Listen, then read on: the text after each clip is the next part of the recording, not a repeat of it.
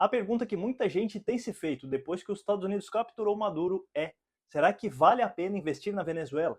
Bem, os Estados Unidos têm apenas uma companhia operando lá, que é a Chevron. Ela tem ações em bolsa, portanto, seria a forma mais simples de se investir no turnaround do setor de petróleo da Venezuela. Mas para te responder se realmente vale a pena, eu preciso contextualizar a história da companhia com esse evento recente. A Venezuela possui mais de 300 bilhões de barris de petróleo em reservas comprovadas, a maior reserva do mundo. Ainda assim, hoje o país produz cerca de 1 milhão de barris por dia, o que representa menos de 1% da produção global. Em 1990, essa produção chegou a aproximadamente 3 milhões e meio de barris por dia. Desde então, houve uma queda de cerca de 70% causada principalmente por má gestão, nacionalizações, colapso institucional, falta de investimentos, sanções e assim por diante. A captura de Maduro reacendeu a discussão sobre um possível turnaround no setor de petróleo do país. Mas um evento político por só não resolve décadas de destruição operacional e regulatória.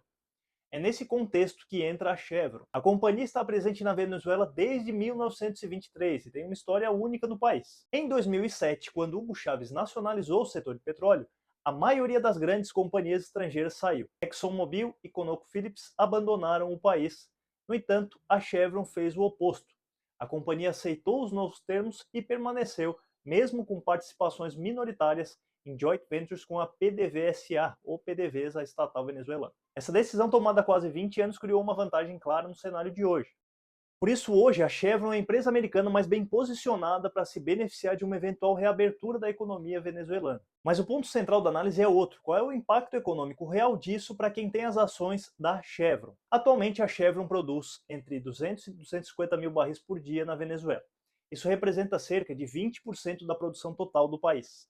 Ao mesmo tempo, essa produção equivale a menos de 10% da produção total da própria Chevron, ou seja, a relevância local é grande, mas o impacto consolidado ainda é limitado. Além disso, devido ao histórico recente de sanções, exigências da OFAC e regras rígidas de compliance, existe pouca visibilidade sobre crescimento de lucro, geração de caixa e retorno sobre os investimentos feitos no país.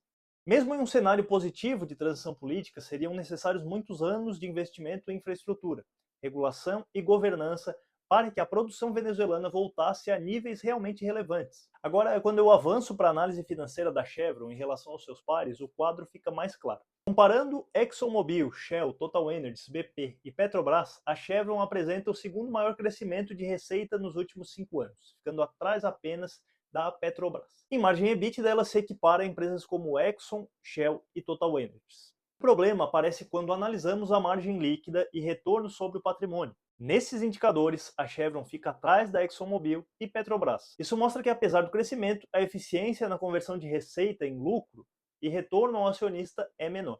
Outro ponto relevante é o dividendo. A Chevron tem um dos menores dividend yields entre os pares analisados, com uma média de cerca de 3,94% nos últimos 4 anos. Para um setor maduro como o de petróleo, esse número não se destaca. Quando a análise chega ao valuation, minha leitura fica ainda mais pessimista. A Chevron negocia com os múltiplos mais altos do grupo, tanto em preço sobre lucro quanto em EV/EBITDA. Isso indica que boa parte das expectativas positivas já está refletida no preço da ação, o que reduz a assimetria e aumenta o risco de frustração. Na verdade, ao final dessas comparações, a companhia que mais chama atenção positivamente, olhando apenas os números e valuation, é claro, é a Petrobras, e não a Chevron. Mas isso é assunto para outro vídeo. Isso reforça a leitura de que a vantagem estratégica da Chevron na Venezuela ainda não se traduz em uma relação risco-retorno atraente no curto prazo, é mais um ruído. É importante também falar dos riscos para essa leitura mais pessimista.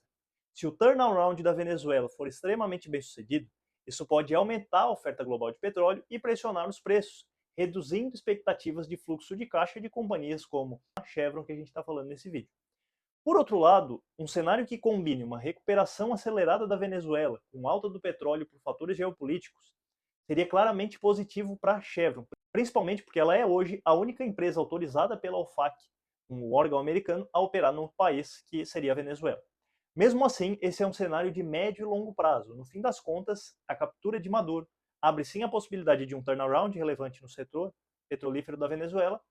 A Chevron é a empresa melhor posicionada para liderar esse movimento.